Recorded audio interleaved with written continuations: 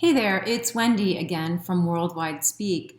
And today in this video, I'm going to go over a brief review of the structure for an opinion paragraph. This is geared towards the English language learner who's just beginning to write paragraphs in English. But of course, anybody who wants to learn about the opinion paragraph is welcome to join in. All right, let's learn. All right, so first let's talk about what an opinion is. It's how you feel about something.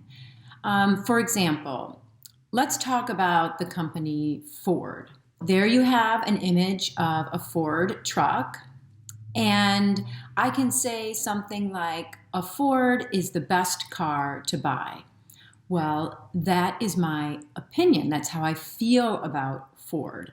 We don't know that it's the best car to buy, but I certainly think it is, and that is my opinion. So what is an opinion paragraph? Well, as you probably can guess, it's a paragraph that writes about your opinion or how you feel about a certain topic. The purpose of an opinion paragraph is to state how the writer or you feel about a certain topic, and then you explain why you feel that way or back up why you feel that way with reasons that are supported by details and facts. A lot of times when we're writing about our opinion, we're actually at more advanced levels writing this in an essay form where it gets a little more complicated. If you would like to learn more about this, I have a series of videos on the argumentative essay, so make sure that you subscribe and that you also are able to find those in the essay playlist, where it's counterargument, refutation, and an introduction to the structure of an argumentative essay.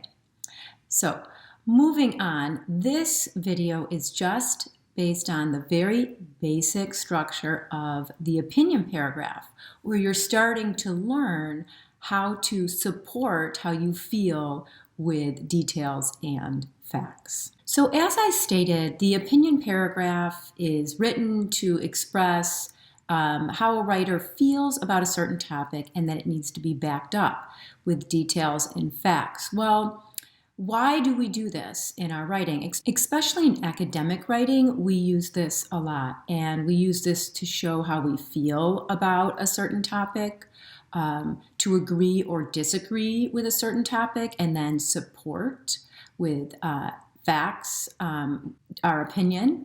And then also we use it to try to persuade the reader to agree with us, which is why sometimes we call this type of writing persuasive writing, right? So these are some of the reasons why we write this opinion paragraph, but you will see as you move up and you start writing essays, you will need to know how to do this well in academic writing. Okay, so what is the structure of this paragraph? How do you write it in a manner that's easy to read and logical and clear and effective? Well, you're going to start with your topic sentence. Then you're going to have your first reason supported by details or facts. Second reason supported by details and facts. Third reason supported by details and facts. And then a concluding sentence. This is the bare minimum that you need for an opinion paragraph. Now, in an opinion paragraph, the topic sentence is where you state your opinion. And oftentimes in an academic setting, you're given a prompt and you have to agree or disagree with something. So make certain your topic sentence is very clear and the reader knows exactly what your opinion is. For example, let's say we have the prompt, what is the best city in the US to visit for a long weekend? My topic sentence could be, Chicago is the best city to visit for a long weekend for many reasons.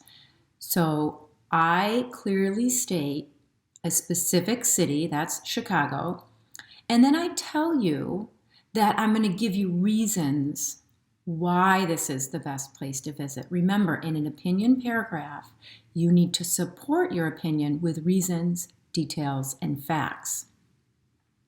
Let's take a look at a prompt where you have to agree or disagree. So the prompt would be, should teenagers be allowed to get their license at 16 years old? Well, it's either yes or no. You agree or you disagree. Let's say you agree. Your topic sentence could look something like this. Teenagers should be allowed to get their license at 16 years old. When you're agreeing or disagreeing, your topic sentence is pretty easy.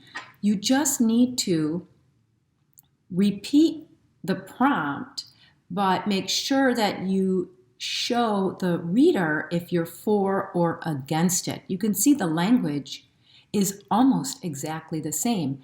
The prompt is in a question. My topic sentence is a sentence, and then I just say whether they should be allowed, or if you were against it, you could say should not be allowed. Next, let's take a look at reasons. We need to give logical reasons for why we have this opinion and back those reasons up with details and or facts. Okay, let's take the prompt, should teenagers be allowed to get their license at 16 years old? And let's say you're going to agree with this and your topic sentence is teenagers should be allowed to get their license at 16 years old. Well, you're going to need some reasons to show the reader why you have this opinion. So let's say the first reason could be many teenagers work and need to go to and from their jobs. Well, that's a good reason. Teenagers work, they need to get to their job, and the only way to go sometimes is if they have their own car. Okay.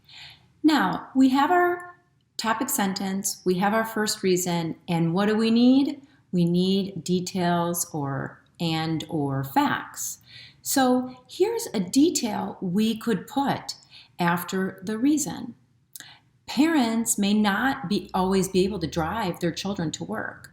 When 16-year-olds can drive, they're able to drive themselves to work and not worry about how they will get there.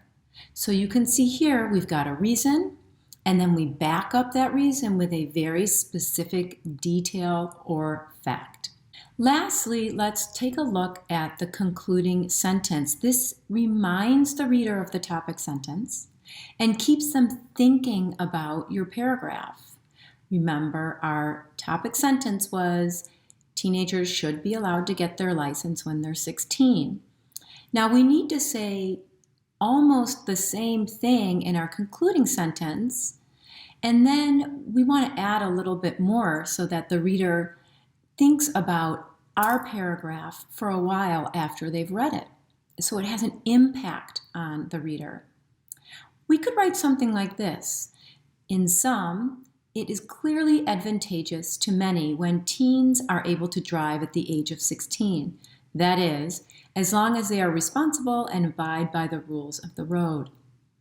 So I tell the reader that I'm ending. I use a transition to start, in sum, and then I restate my opinion. I think it's a good thing that they get their license. Advantageous means it's good.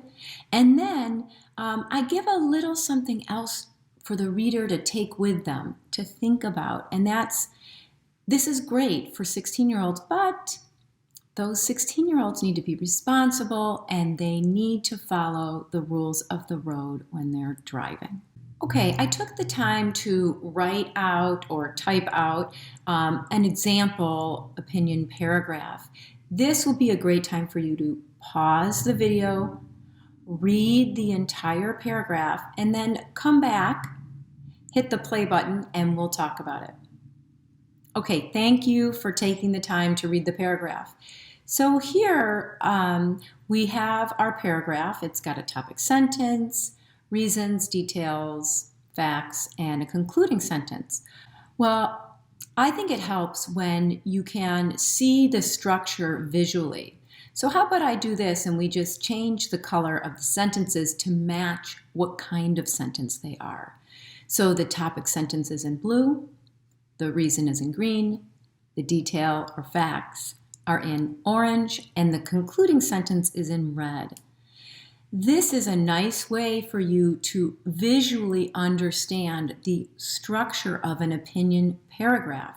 It has a very logical, clear flow.